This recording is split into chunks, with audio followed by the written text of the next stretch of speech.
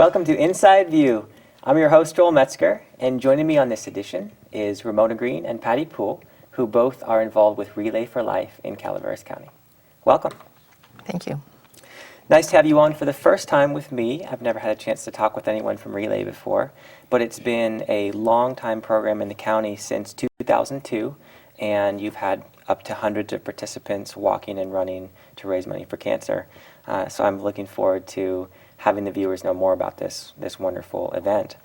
But before we do that, I would love to hear a little bit more about both of you, for those who don't know you. So if we start over here with you, Patti, what's your general history with Relay? I started approximately 15 years ago down in Lodi, and 2 years ago I joined the Calaveras Relay. And outside of Relay, what else do you do? I teach, and I'm involved in fundraising for our school district. And do you live in Calaveras? Or Yes. Whereabouts? Around in Valley Springs. What do you like about this county? That's where I grew up. The lakes. We spent a lot of time on the water. Cool. Ramona, what about you? What is your history with Relay for Life? Well, I started with Relay for Life 9 years ago, and coming this May, I will be a 10-year breast cancer survivor. And God's been very good to me in granting me almost 3,650 extra days to live. And I want to give back because I think that's important in Thanksgiving for this gift. And I got involved with Relay because the first year that I was diagnosed, I'd never heard of Relay, and all of a sudden I saw this advertisement for Relay for Life of Calaveras County looking for teams. So I contacted the person, I joined a team, and I've been hooked ever since.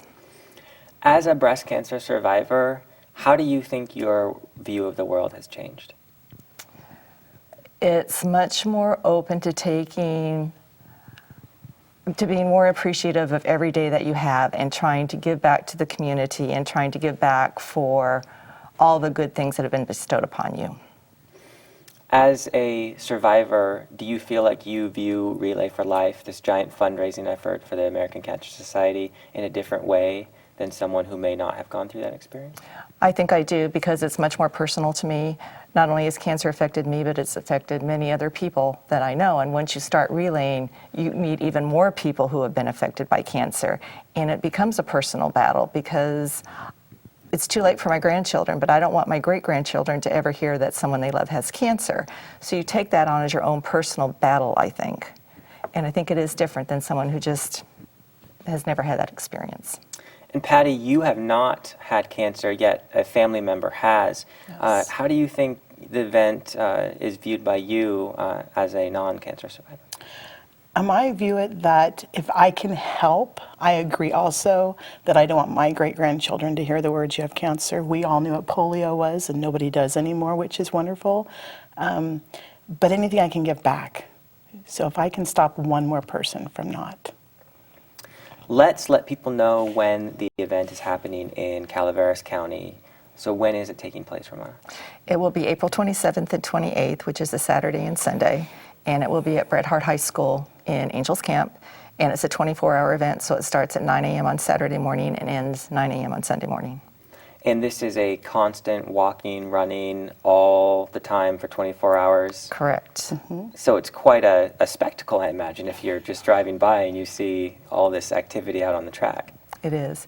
And the reason it's 24 hours is because cancer never sleeps, so the relayers feel they should never sleep either. Very cool.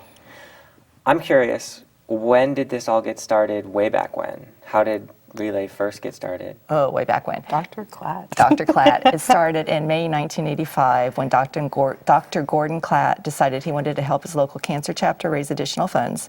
And so he ran a single-man 24-hour marathon around a track in Tacoma, Washington. And during that 24-hour period, he raised $27,000 just by himself. A year later, 340 supporters joined Dr. Klatt, and today Relay has grown from that single site in Tacoma, Washington to more than 5,000 communities around the world. Oh my gosh, that's incredible. It's very large. What kind of figures are we talking about in terms of how much it raises per year and then maybe overall?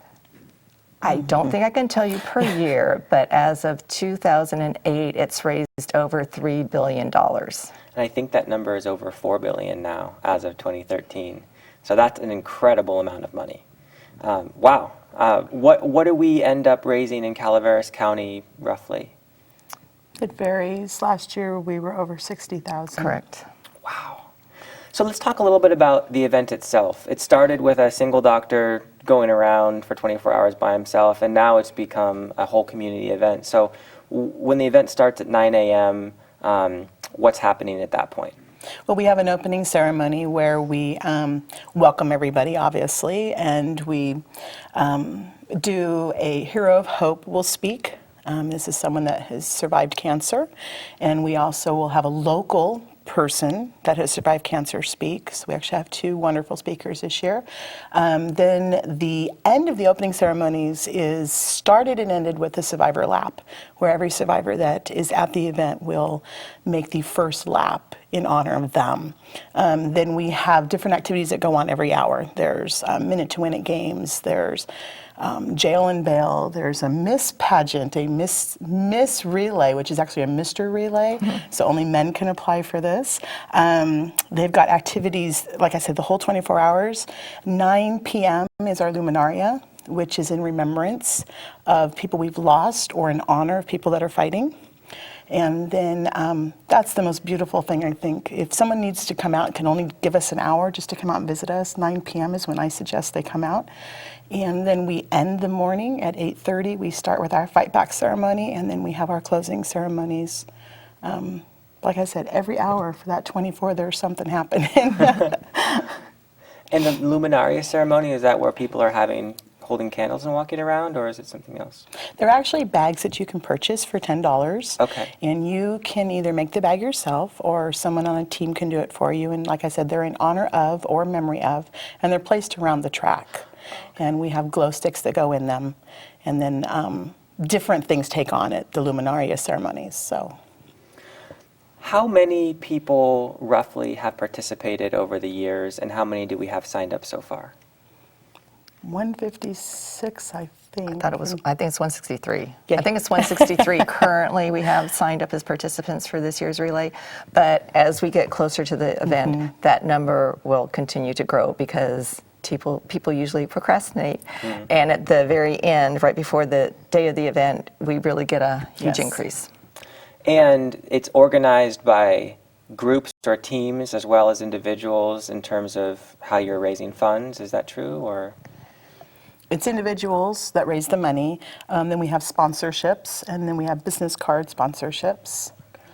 So I think basically what you're referring to is we have teams that different groups of people form a team, and then that team does the fundraising. And that team consists of like 8 to 24 people.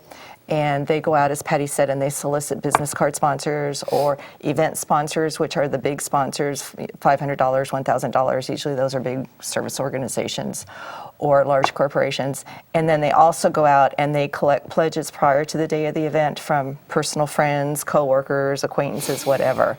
And then all that money is turned in on a team basis. So there's friendly competition between the teams as well. Do you think that's a good thing to kind of have people competing? I think it's a great thing. it's a great thing. Okay. It spurs a lot of fun. Yeah. Well, then we have to know who's ahead this year in terms of fundraising. Should we announce that? Sure. Let's give the other people a chance to catch up. Well, we have 2 top teams. Go ahead. The top team right as of today is the Arnold Lions Club. And our top new team Is our Bobby's Brigade. Yes. And they are a brand new team. They have like 20 people on their team, and 17 are brand new, have never even been to a relay before. So this is a team that has just gone gung-ho. And so his challenge is to beat the Arnold Lions. the Arnold Lions is a veterans team. Yes. Oh, okay. Are they neck and neck, or is there a big lead right now in terms of fundraising? There's a pretty good lead. There's the little Substantial lead. a little substantial. But we'll do. lead, We have a you know. new team and we have a veteran team. So That's true. I would like to look at it that way. Okay. We can recognize both. I mean, Yes, we we do. basically can decide who we want to recognize and who we That's don't right. want to. Is there also a little friendly competition in terms of individual Yes, they're fundraising? That And too. who's topping that list right now? Oh, Ramona is the top. Last year, she was actually the top in our region. wow. Congratulations. So, yes, Thank on you. that. We're very proud to Thank have you. her. So what's your secret? You know, I go outside of the box, and that's what I'm trying to get a lot of people to realize. I just don't ask people I know in Calaveras. I go across the world. I've gotten donations from Europe, from Africa, from the Middle East. You just keep contacting all the people you know and ask them for your support. What's the most you've ever raised? Maybe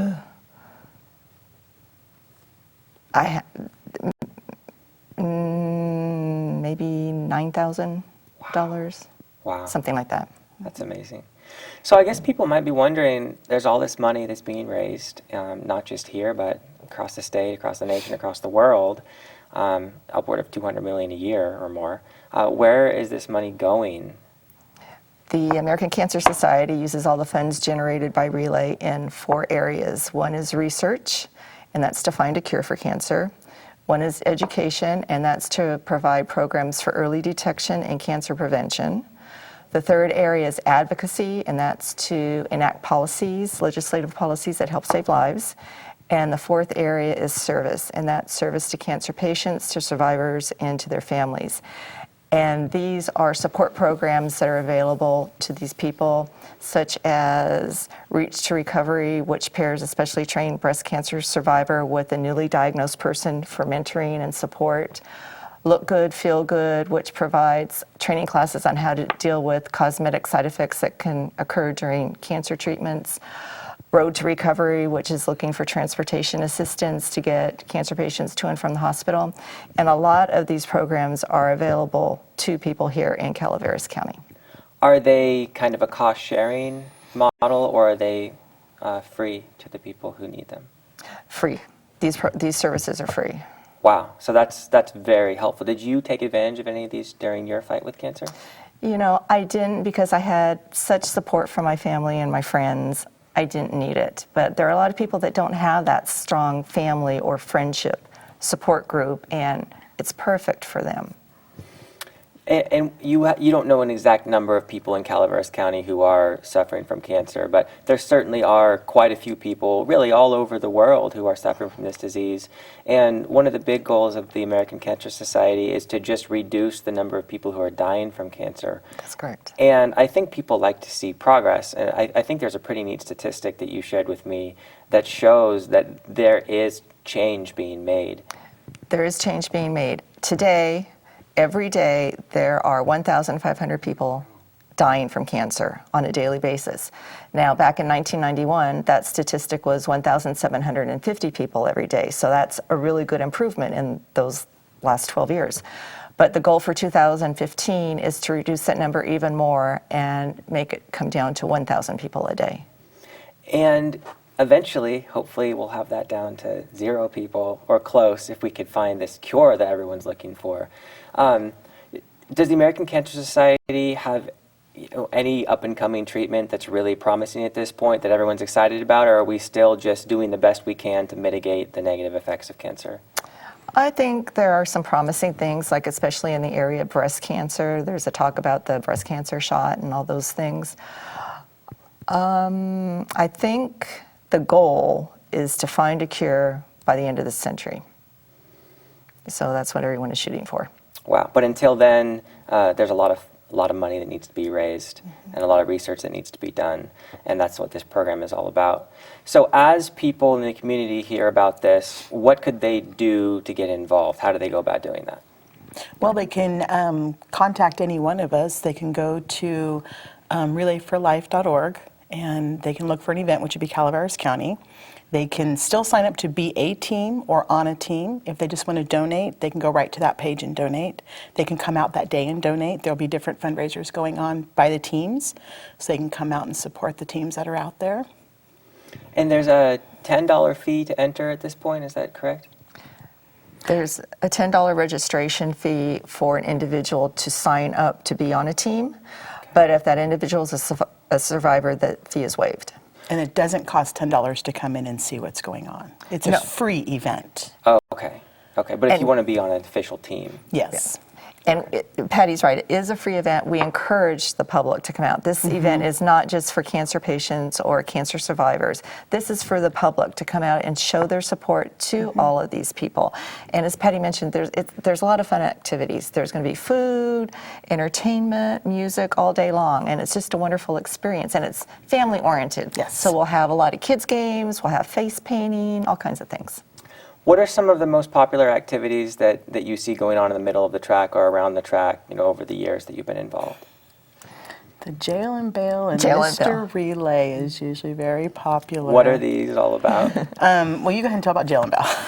Jail and bail is you can point out someone to the sheriff, and then he goes and arrests that individual and locks them up, and then that person has to beg to people passing by on the track endlessly until he reaches his quota. And the person who arrests him sets the quota. So that person might say, okay, Joel, you're going to be locked up and you have to raise $100 before you can be released.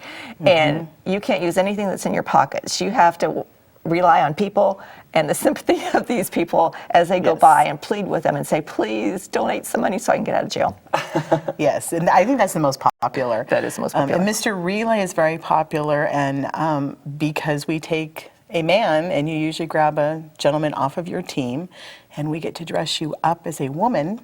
And these are very creative outfits, and you also have to go around and get pledges, and that's not the only reason you win is because you get the most pledges, but you have to have pledges to be a part of the event because we're trying to raise money. So, Do we see some creative costumes going around the track, or is it fairly normal running attire type of a thing? It varies. Well, the pajama laps. Yeah, we have a at pajama parade. It's midnight. Yes. It's a pajama parade, basically, and there's a contest for the best pajamas. So the high school students really get involved in that one. And you mentioned something about a pageant or something, but it's a man running It's for? Mr. Relay. Okay, that's Mr. Relay. That's Okay. Mr. Relay. Okay, and a number of different people will be dressed up? Yes. Okay, and whoever gets the most pledges wins. Okay. I've talked to some people about Relay, and they say, I don't really run very well or walk very well, but I would want to be involved. Are there places for people who might not be able to get around the track very well to somehow still help out during this day? Absolutely. They can still be very much a part of it. They don't have to walk. They can still get their pledges. They want to be part of a team and earn their prizes. And they can just sit and help at their area. We've got registration areas. We've got food areas. There's always something we can put somebody to do. Why don't you mention Survivor Village, too? Oh, in Survivor Village, this is where my heart is. We have a special area that is for our survivors.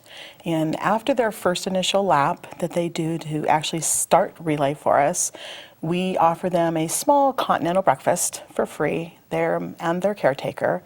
Then they have some, I call it free time, where they get to go out and do whatever. And then we bring them back in at about noon and give them lunch.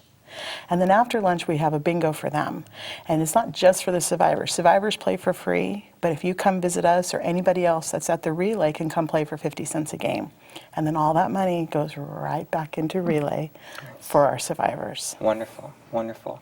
Do we have any survivors who may have had some serious physical repercussions from their cancer who are still going around the track either with the help of a family member or on their own? Do we see anything like that? We definitely do. Yes. Last year we had one lady in a propelled little motor cart thing. I don't know what you call it. But anyway, she just tooled around the track and did her laps. So yes, we do see that. I'd like, if you don't mind, if you could tell the audience a little bit about your own experience with cancer, just to help people understand how difficult this can be both physically but also emotionally.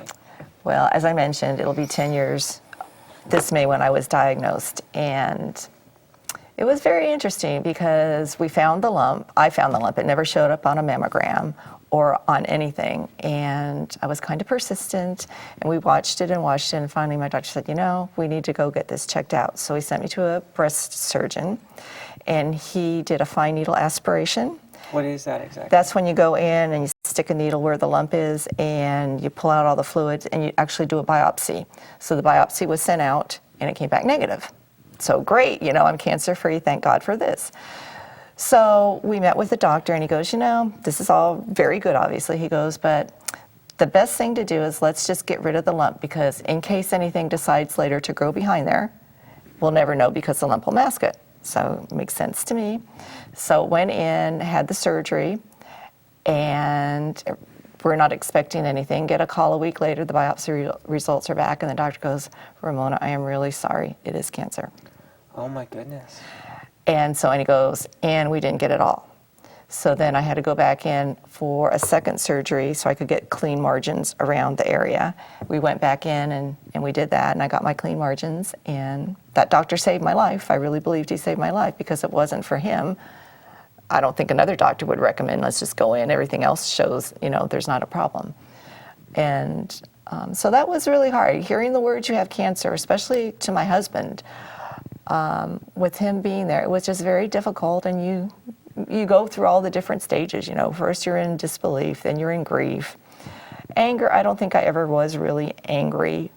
It happens, so we have to deal with it. It's just mostly I felt hurt. I felt I caused all these problems and hurt on my family, especially my husband. But he was my rock, and he is my rock, and he stayed by my side the whole time. And we got through this. And again, as I mentioned, since God was so good to me, I relay in thanksgiving to him for this great gift, and I want to find a cure for cancer. I mean, I'm determined, and I will walk until I can't walk anymore to find a cure. Wow. If you didn't have that rock, what would it be like to go through suffering from this disease? I don't know how somebody can do it without a rock. I really don't. I think you need some kind of a rock, whether it's your spouse, or whether it's a family member, or whether someone you just, a mentor or somebody. I really think you need someone to help you get through this, because you go crazy. And that may be where some of the services that the American Cancer Society come in to provide some of the support that you might need. Absolutely. That's that Reach to Recovery program I was talking about, where if I didn't have my rock, I probably would go through that program and get a mentor. And people that I've talked to, they become fast and furious friends, and they keep up the relationship for a long time, because that person knows exactly what you're going through and can't advise you really, but can listen. And that's what you really need. You need a listening board. You need a sounding board. You need someone to be there when you're sad, somebody to be there when you're happy, to share the news with. And I think that's a perfect example of what one of the programs can do to help a person. Now that you are cancer-free, or have been for a long time, how often do you have to make sure that that gets checked out to make sure nothing else is happening? It was every 6 months up until about 5 years, and then I still wanted to keep it every 6 months, since my doctor said we didn't need to do it. It could only be once a year. But I did that until he retired, and he just retired last year. So now I'm doing my checkups annually. But keeping on top with the mammograms annually, keeping on top with your monthly breast exam, which all women need to do, and blood tests and those kinds of things. Is there any information where women could find out what they need to do in a preventative way to make sure that they're taking all the steps necessary? Does the website for American Cancer Society cover all that, or? The website has information on that, and there's also a toll-free number, 1-800-ACS-2345, where they have staff available 7/24, 365 days a year, and they can talk to people and help them understand what programs are available to them, what the latest technology is, what the breakthroughs are. If they need to find a doctor, they can do all those kinds of referrals as well. And that's kind of why relayers are referred to as ambassadors of health, because we try to promote that information through relay. At the Fight Back booth, we have information, all kinds of printed materials available on different kinds of cancers, how to eat healthy, how to do preventative maintenance, if you want to call it that. And one interesting thing, if I can share this with you, is cancer, obviously the number one cause is smoking. But yes, the number one cause of cancer is smoking. But this shocked me. The second cause, which is right behind it, is obesity, poor nutritional diets, and lack of activity. And in 10 years, that is going to surpass smoking as the number one cause of cancer. So that kind of information is available as well to kind of guide the public and let them know what you can do to be preventative, what you can do, to help your chances of avoiding getting cancer. Jamie, you did most of your involvement with Relay down in Lodi. And do you also see yourselves as ambassadors down there? Is that very common yes. among every? Okay, so you're promoting all of these healthy lifestyle choices. Every relay that I've visited or been involved in, we're all the same. Okay. Some are very large, some are very small, and I like to call us small but mighty.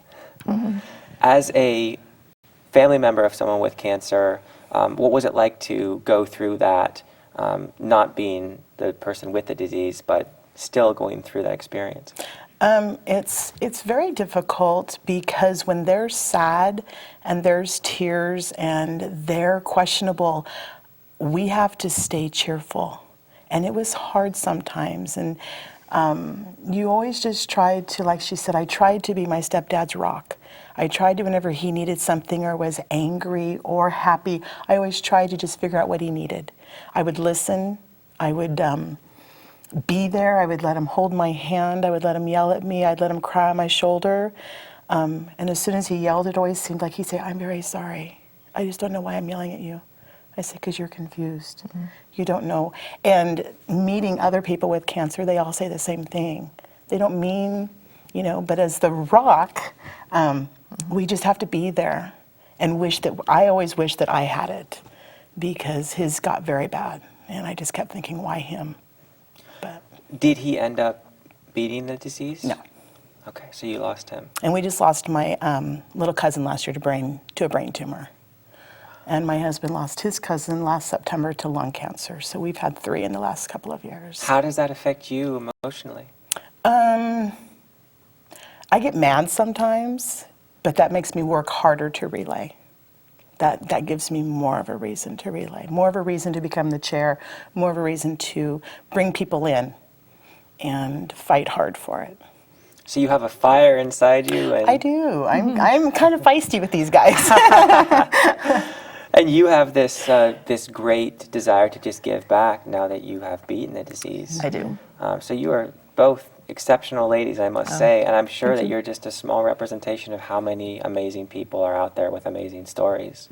So if the community wants to come and check it out, they can. What are the dates for this again? April 27th and April 28th. Bret Hart High School and Angels Camp. And it starts at 9 a.m. on Saturday, runs continuously for 24 hours, and stops 9 a.m. on Sunday. And once again, the public can come for free to check it out. And if you want to be a member of a team, it's $10 to be on the team.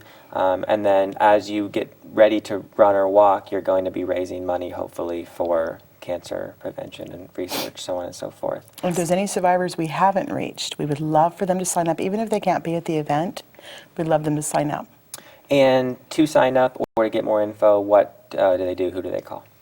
They can call the 1-800-ACS-2345 number, or they can go to the website, which is relayforlife.org/Calaveras County, CA. And that'll plug them right into our event page here in Calaveras, and all the information is there. Great. Jamie and Ramona, thank you for joining me.